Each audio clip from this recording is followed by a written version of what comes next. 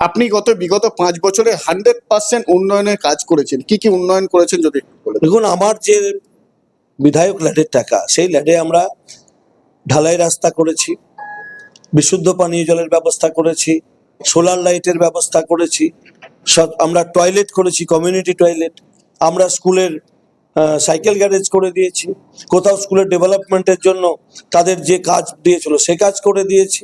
এভাবে একাধিক কাজ আমরা করেছি। কিন্তু যদি আমি যেহেতু বিরোধী দলের বিধায়ক, আমার ল্যাডের টাকা ছাড়া তো অন্য কোনো টাকা রাজ্য সরকার আমাদেরকে দেয়নি বা সহযোগিতা করেনি। সেই কারণে ল্যাডের টাকায় যতটুকু উন্নয়ন হয়েছে সেই উন্নয়ন আমরা করেছি, এবং সেটাও পুস্তিকা আকারে আমি একটা বের করেছি।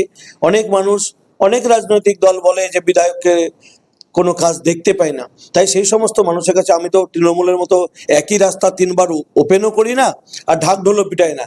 কখনো দেখি যিনি প্রাক্তন বিধায়িকা তার লবি গিয়ে একবার ফিতে কাটছে, কখনো দেখছি এমপির লবি গিয়ে ফিতে কাটছে, কখনো কাউন্সিলর গিয়ে ফিতে কাটছে, কখন যুব মোর্চা ফিতে কাটছে।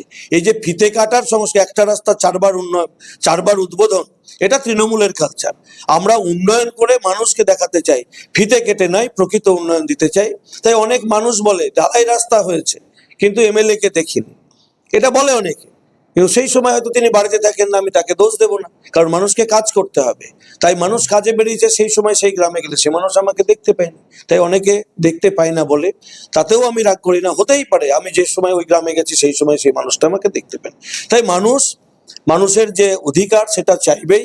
আমরা রাজনৈতিক দল, আমাদের কর্তব্য, আমাদেরকে যারা ভোট দিয়ে প্রতিনিধি করেছে তাদের কর্তব্যই হচ্ছে মানুষের পাশে থাকা, এবং যে উন্নয়নের জন্য আমরা যতটুকু অর্থ পাই সেই উন্নয়ন 100% মানুষের সামনে তুলে ধরা বা উন্নয়ন করে দেওয়া। কারণেই আগামী দিনে বিধানসভাতে আবারও ভালো ফল করবেন জানিয়েছেন গৌরীশঙ্কর বাবু।